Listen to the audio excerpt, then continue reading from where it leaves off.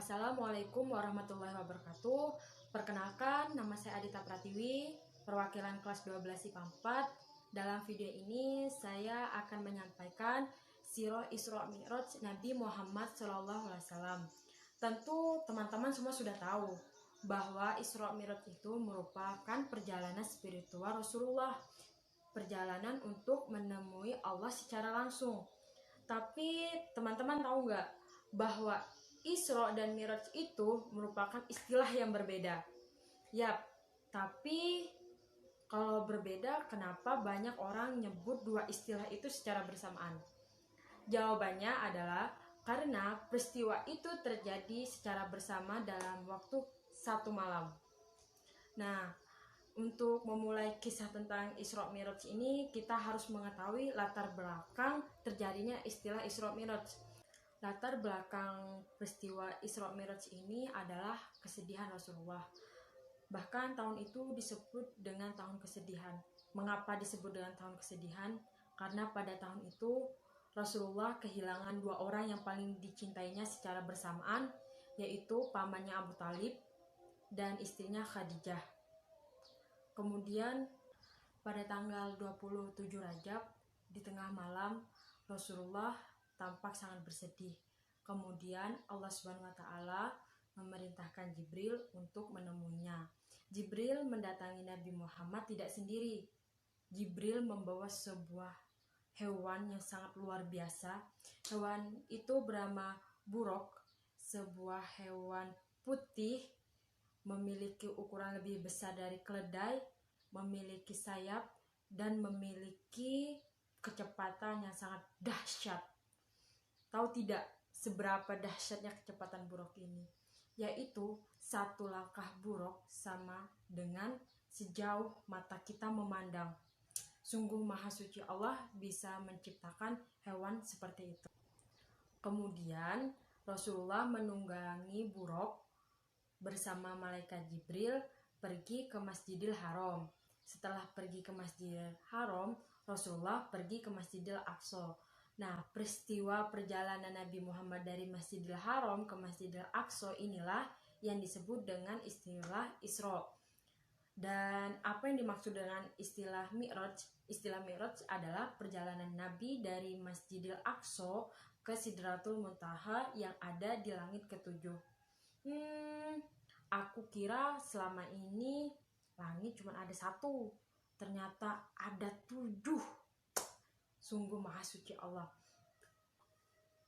Sebelum melakukan perjalanan Mi'rajnya, Rasulullah diperintah oleh Jibril untuk melakukan sholat sunnah 2 rakaat. Setelah melakukan sholat sunnah 2 rakaat itu, Rasulullah pergi ke langit pertama. Di langit pertama, Rasulullah bertemu dengan seorang manusia yang pertama kali diciptakan oleh Allah Subhanahu wa taala. Tahu nggak itu siapa?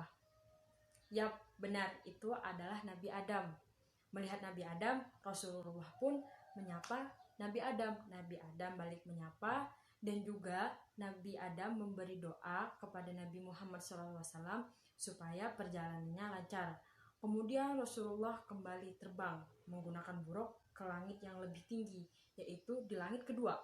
Di langit kedua, Rasulullah bertemu dengan seseorang lagi, yaitu Nabi Isa dan Nabi Yahya. Hal yang sama dilakukan oleh Nabi Muhammad. Rasulullah melanjutkan perjalanannya ke langit ketiga. Di langit ketiga, Rasulullah bertemu dengan Nabi Yusuf. Nabi Yusuf juga memberi doa kepada Nabi Muhammad. Tapi ada satu hal lagi yang diberikan Nabi Yusuf kepada Nabi Muhammad. Nabi Yusuf memberikan sebagian ketampanannya kepada Nabi Muhammad. Jadi makin penasaran seberapa ganteng sih Nabi Muhammad. Oke, lanjut lagi.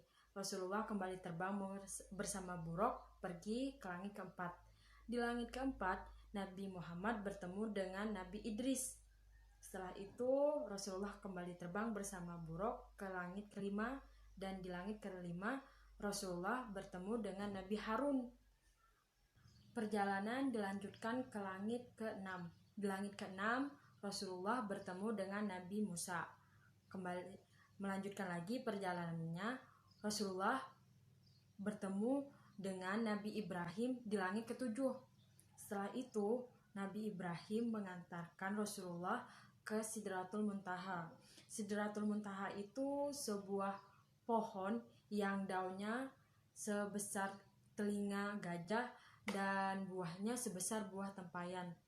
Tapi ketika Allah datang ke Sidratul Muntaha, wujud fisik Sidratul Muntaha itu berubah, sangat-sangat berubah menjadi lebih indah.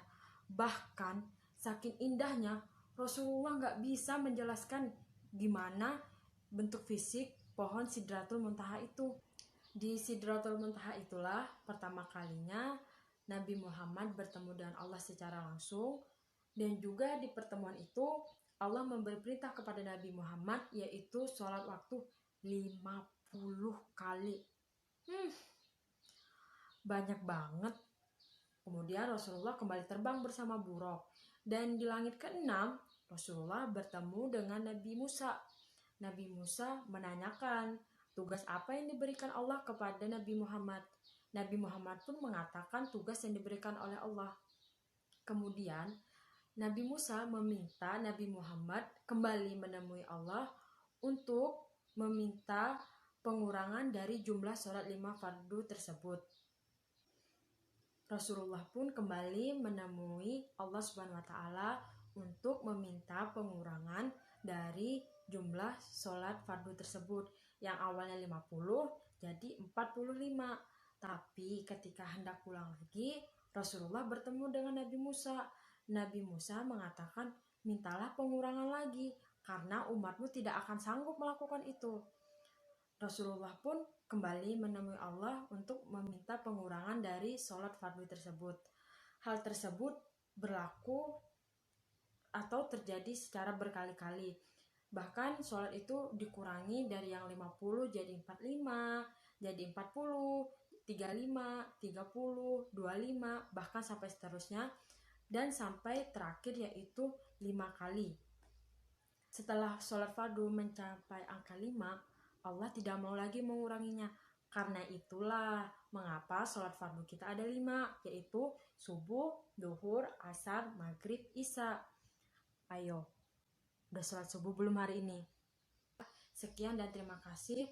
Wassalamualaikum warahmatullahi wabarakatuh.